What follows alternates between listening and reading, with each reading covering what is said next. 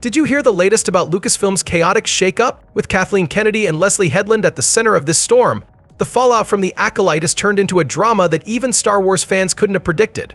Why is Disney CEO Bob Iger making such drastic cuts, including axing 6 Star Wars shows? And how does this reflect on Kennedy's controversial leadership? In this video, we're diving deep into the chaos, uncovering the behind-the-scenes drama, and discussing the future of the Star Wars franchise. Stay tuned as we reveal the shocking truth about the state of Lucasfilm and why it may be time for a major change. In the ongoing turmoil at Lucasfilm, it seems that Kathleen Kennedy and Leslye Headland are refusing to take responsibility for the disaster that was the Acolyte.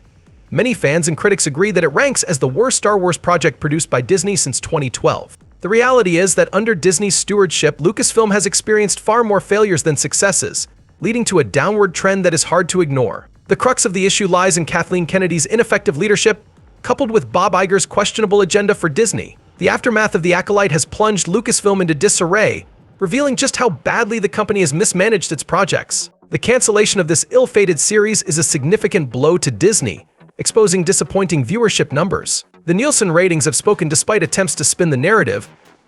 The truth is clear: they had no choice but to pull the plug on a project that clearly wasn't resonating with audiences. What's particularly ironic is Kennedy's reaction behind the scenes. She has been at odds with Bob Iger, showcasing the internal chaos at Lucasfilm. With multiple Star Wars projects being shelved, it's evident who bears responsibility for this turmoil. Kennedy's influence is evident in every unsuccessful Star Wars film and show released under Disney's watch. Unfortunately, as long as she remains at the helm, this cycle of failure is likely to continue. Lucasfilm has become a subject of ridicule within Disney's various divisions, and now a significant development has emerged. Bob Iger is clearly frustrated. To salvage the faltering Star Wars brand, Iger has made a bold decision. He has cut 6 upcoming Star Wars TV shows. Yes, you heard that right, 6 projects, many of which were set to be spin-offs of the Acolyte and centered around uninspired, forgettable characters, are now off the table. Honestly, we can all breathe a sigh of relief that we dodged that bullet. What really ignited Kennedy's anger, however, was Iger's cancellation of her pet projects aimed at expanding the High Republic era. These shows promised to force-feed viewers content centered around lackluster characters like Vespera, characters that hardly anyone cares about.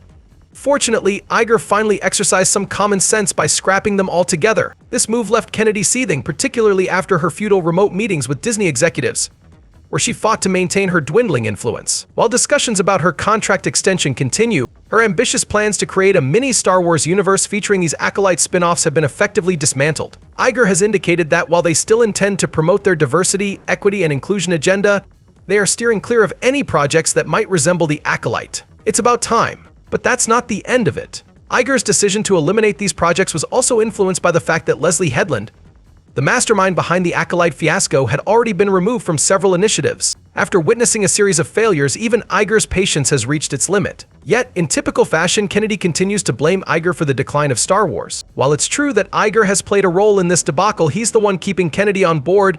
Let's not kid ourselves, Kennedy is the one driving Lucasfilm into a downward spiral all on her own.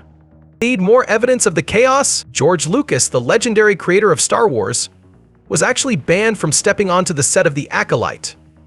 This means that the visionary behind the entire franchise was not allowed to have any say in its direction. It's a blatant disregard for the legacy of Star Wars, and it perfectly encapsulates the misguided leadership under Kathleen Kennedy. To make matters worse, there's ongoing uncertainty surrounding Kennedy's contract. By October, we may finally find out whether she will remain at the helm or be shown the door. The fallout from the Acolyte has shaken Lucasfilm to its core, leaving Kennedy scrambling to recruit a new showrunner to push her questionable agenda forward with whatever remnants are left of her future projects. It's truly a circus over there, with Kennedy playing the role of the ringmaster. Despite the turmoil, Disney continues to pursue its diversity, equity, and inclusion agenda. However, they are at least smart enough to distance themselves from any projects resembling the Acolyte, effectively starting anew. The plans for shows focusing on Osha Vespera and other forgettable characters have been shelved, and frankly, we can all be grateful for that. Those projects would likely have resulted in yet another disaster. Let's be honest, the future of Star Wars content on Disney Plus looks bleak. Whether it's the Acolyte, Skeleton Crew, or any other projects they're developing,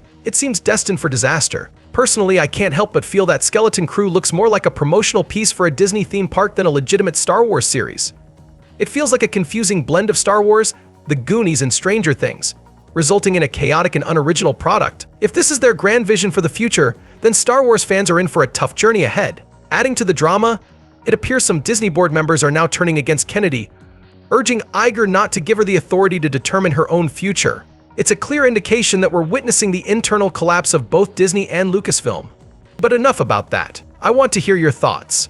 What do you think about the current state of Star Wars? Let me know in the comments below. And if you enjoyed this video, don't forget to hit that like button and support the channel.